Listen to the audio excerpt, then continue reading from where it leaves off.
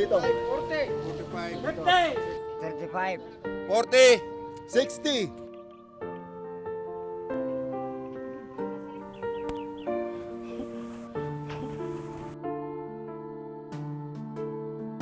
KKCR.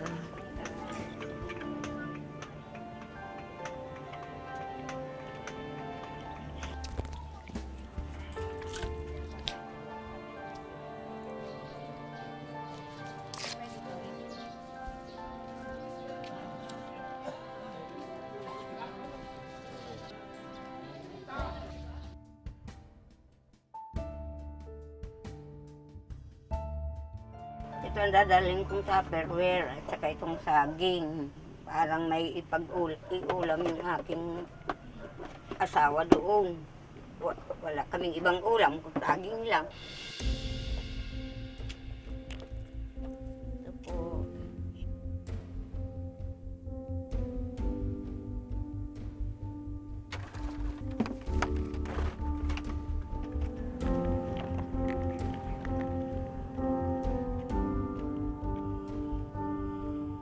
Naglalakad ako dito, mga kalahating oras hanggang sa dipo.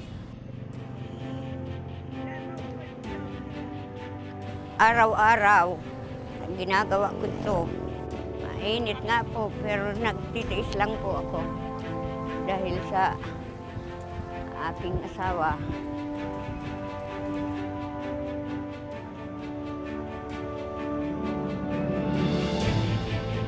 15 minutes pa bago maluto. Sinahin ko.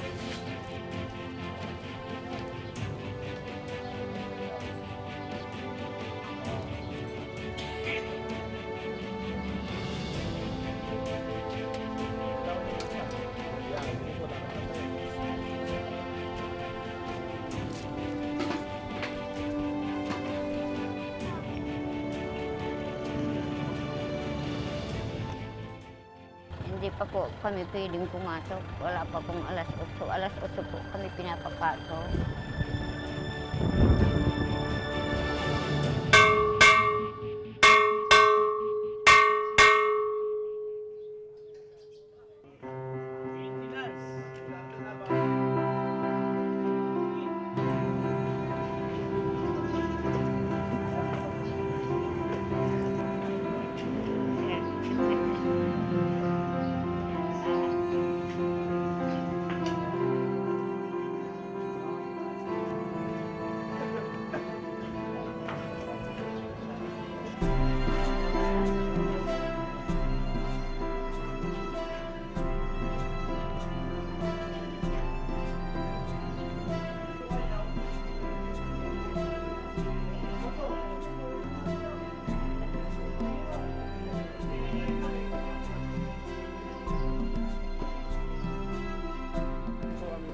Dito tayo ngayon sa minimum security compound ng New Bilibid Prison. Dito nakadetain yung mga kababayan ho natin na nasentensyahan na yung kanilang napagsilbihan na yung kanilang mga sentensya o kaya naman ho sila ay mga sobrang matatanda na ho. No? So dito ho sila nakapit. Para isa na ho itong community ngayon. Iintayin ho natin si Aling Teresita.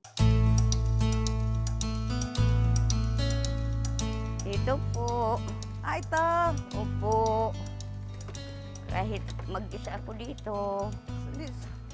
Sino nagtayo nito? Pinagawa ko man dyan sa kapitbahay namin kahit na walang pinagawa-gawa ko man. Nung una ako nga lang ang tumayo po, ma'am. Ay, ganun ho. Opo. Bakit nyo tinitiis tong ganito na nabuhay? Siyempre naman po, yung asawa ko walang ay ayaw ko naman mamatayan dyan sa loob eh. May anak kayo, di ba? Opo. Yung anak nyo may mga pamilya na ba? Opo, may mga pamilya lahat. Ayaw sa kanila muna at habang hinihintay nyo nga, dadalaw-dalaw na lang. Yun man nga ang gusto nila pero ayaw ko talaga na hiwalayan niya na asawa ko dyan. So yun ang ano ko sana isang araw pagising mo dito, Ay, sasabihin sa'yo, kasama mo na siya lalabas. No? salamat na po. At alam ko naman dadating naman yun. Sige, maraming salamat na po. Oo, Naya.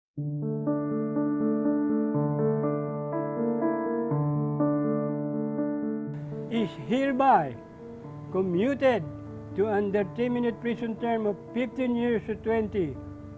All other portion of the sentence, including the unjudged civil liabilities, shall remain undisturbed. Kung si Lolo Avelino ilang araw na lang ang binibilang sa kanyang nalalapit na paglaya, si Lolo Bert matagal-tagal pa ang bubunuin. Kung pagbabasihan kasi ang kanyang commutation o sintensya, taong 2019 pa siya makalalaya. Murder din ang kaso ng ngayon 76 na taong gulang na si Lolo Bert. Nasa 14 na taon na rin ang inilalagi niya sa bilangguan. Pero hanggang ngayon, sariwa pa rin daw sa kanya ang alaala noong siya'y miyembro pa ng isang sikat na banda rito sa Pilipinas noong dekada 70.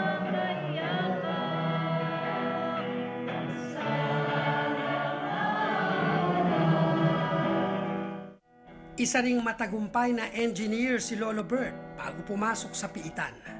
Yung pagtugtog ko, dahil kasi lead guitar ako nung kabataan ko eh. Hanggang siya, bago ako makulong, tumutugtog pa rin ako sa mga 5-star hotel eh. Ngayon, nawala yun, hinahanap-hanap ko rin. Habang hinihintay ang kanyang paglaya, matyagang pinaghahandaan ni Lolo Bert ang magiging buhay niya sa labas.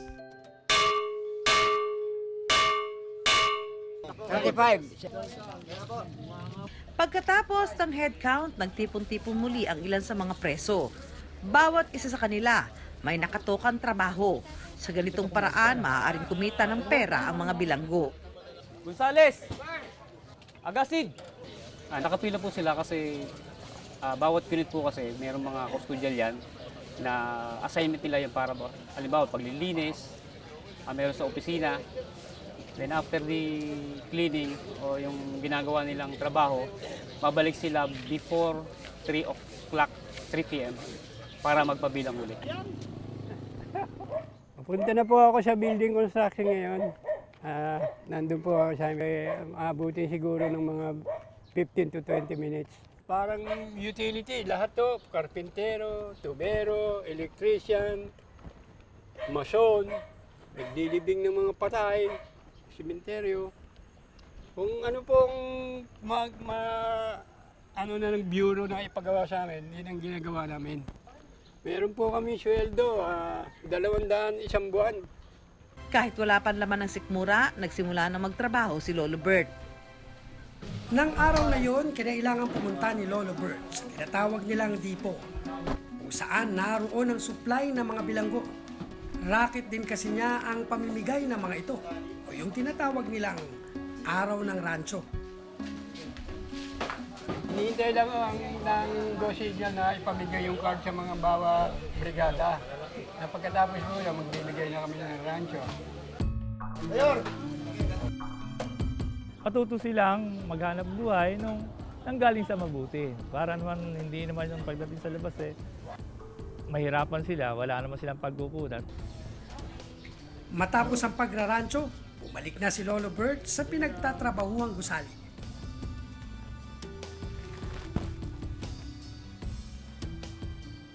Ito po yung pagkain ng kasama ko.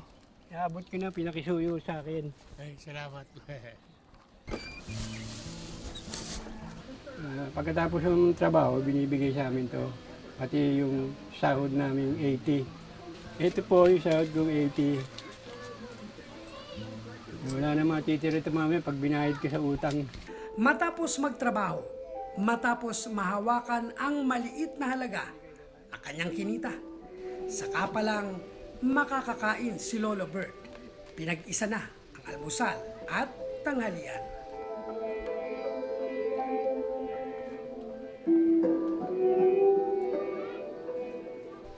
Sa ngayon, wala raw siyang ibang iniisip kundi ang makaipon.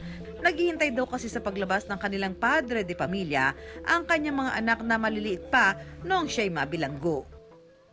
Mabuti na lang daw at hindi siya gaanong nangungulila dahil dinadalaw siya ng mga ito kapag walang pasok sa trabaho. Sana lang daw, sa susunod, hindi na de oras ang kanilang pagsasama.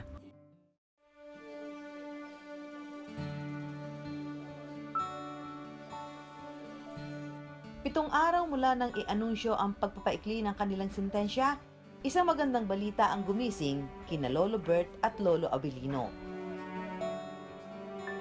Bert, Opo. sa kauwi lang. Sa kauwi. Dumating na ang araw ng kanilang ganap na paglaya.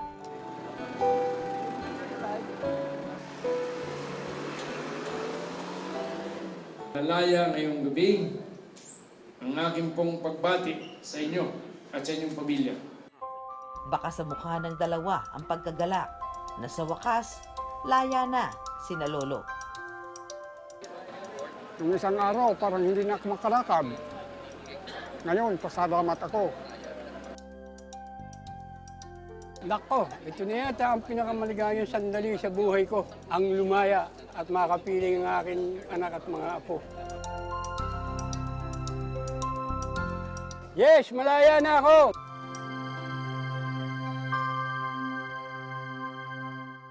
Malaya na ako, yes!